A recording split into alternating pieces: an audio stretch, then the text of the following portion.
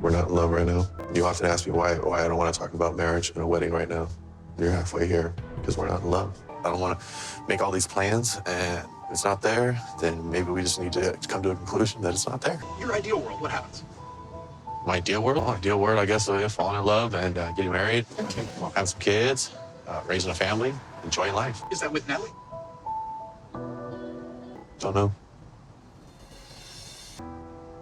I'm done.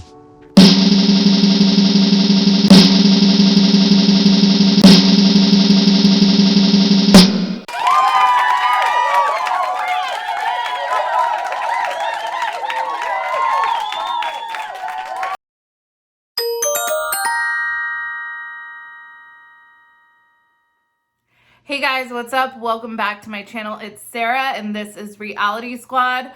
Okay, so in this video, we're gonna cover a much requested topic. I've gotten messaged a few times about this actually, and that is the timeline of Mike and Natalie's relationship. Maybe not so much the timeline, but just what we see on the show not matching what we know has happened in real life. Like, we know that they actually do get married. On the show, we see a really contentious, miserable relationship that really boggles anyone's mind as to why they are still together. Mike looks miserable, Natalie looks miserable, and it's just been a really tragic relationship to see kind of crumble before our eyes. But lo and behold, in real life, we do know they get married. So what's going on here? And we're going to talk about that right now. So let's jump into it. Okay, so the first part of the timeline I want to jump into, and the only source that I could find for these photos is Frauded Media. Not my favorite source to use, but that's a whole nother story. But anyways, this is my source for these photos. So Frauded Media posted on their Instagram page back in January, mid-January of 2020, these photos of Mike at the Seattle airport, and then of Mike and Natalie together out and about in Seattle. Now, so we know she arrived mid-January. If she had 90 days, they would have had to get married by mid-April. So the timeline on the show, it does jive with what we know happens in real life. The thing is that their behavior on the show and their relationship dynamic just does not lend itself to two people in love that are, I mean, Mike is hemming and hawing about this wedding up until the very end. And then, I mean, we'll touch more on that in a second. But so Natalie arrives in the United States in January of 2020. So that's just for this section of the timeline. So let's take a look at this clip from kind of their relationship dynamic from early on when she had just arrived in the United States. So take a look at this. This is done. We're almost ready. Touch me. We're almost You don't ready. respect me. Low-class drunk man. Whoa, how respectful. What are you doing? You're on a pedestal up here. Why do you put yourself on a pedestal? What makes you better than anyone else? You say everyone's low class and this and this. What makes you better? Tell me. You. What makes you better than anyone? You know, from the moment she steps foot in the United States, I'm not sure, and I should go back and see how much time passed from when Mike was in Kyiv to when they arrived in, or when she arrived in the United States, because he still is clearly bristling with anger still about her giving him back his ring. He has no intention on giving it back to her, and she does nothing but like ridicule him the entire time. You know, he's overweight, he is a drunk, he eats meat, he isn't religious, like he's low IQ. It's like, oh, thing after thing. It's like, what, Natalie, what do you find attractive about him? And then for Mike's, you know, own side, he just sits there and is like, yeah, well, like, and that's the thing the whole season with Mike is that, and I've said this multiple times, I feel like he's an emotional ghoster, that I'm actually surprised. I mean, in this, where we left off with them is that Natalie is hysterically crying, and we're going to touch on that in a second. But I'm actually shocked that he would call off this wedding, because I think his plan was to just torment her enough so that she would do it herself. But that's what we see on the show, and that's what doesn't jive with what we know to be true from behind the scenes, and that's where everyone is really frustrated. Okay, so take a look at this document. This is their application for their marriage license that Starcasm, doing the Lord's work, has produced. So they applied for this on a year ago, actually, on March 17th of 2020. And it says date license valid March 20th, 2020. And so this actually had been circulating for a while, this application for the marriage license. And many people, people are going back and forth, because of course you can obtain your marriage license, but you don't get married. A lot of people don't get married on the day that they get their license. I didn't get married on the day that we got our license. You know, we got it a couple weeks before our wedding. Then we had our wedding, we signed it and mailed it off like the next day or something, I forget. But so a lot of people were saying, well, just because they got the marriage license doesn't mean they got married. Okay, so at this point, we're in March 2020, and they have gone and applied for the marriage license, right? Well, on the show, Mike is miserable. He's not even sure he's going to give Natalie back the ring.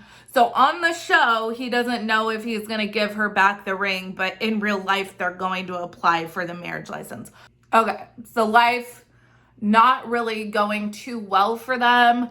Then in this latest episode, Mike finally does re-propose to her in probably the lamest proposal ever. Everybody was like, geez, seriously, Mike, could you look more miserable? So anyways, he gives her the ring back. Will you be my fiance again? They're kind of rushing to get this wedding together because it's end of March. We're approaching April. And since she arrived in January, they only have 90 days. They got to get this thing going, and everything is shutting down, because at this point, this is when the United States was really locking down because of COVID.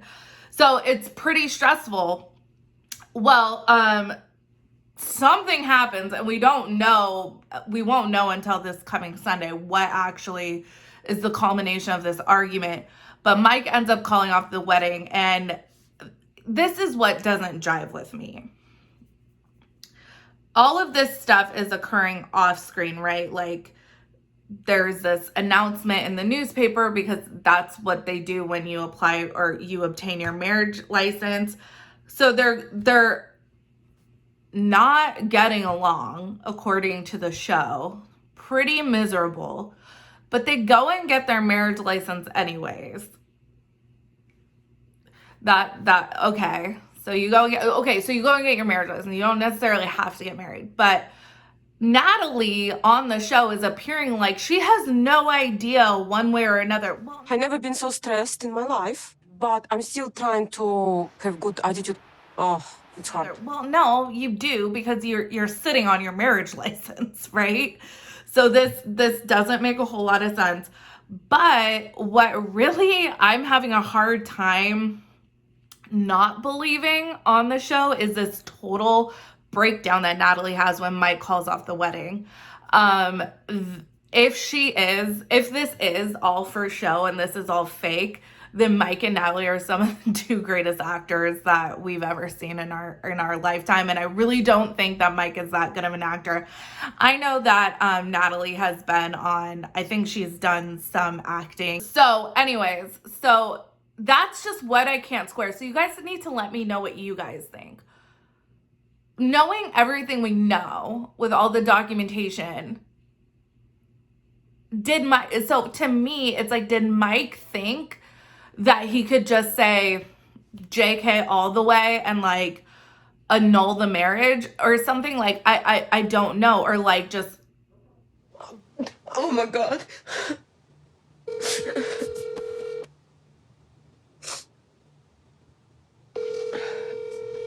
Hello? Teresa, it's Natalie. Hello. Hi, Natalie. Teresa, What's the matter? I'm sorry, I'm crying. I'm sorry, I have to tell you we canceled our wedding. Okay. When this was filmed, did he think things don't make sense? Because this seemed like a pretty real reaction to an argument.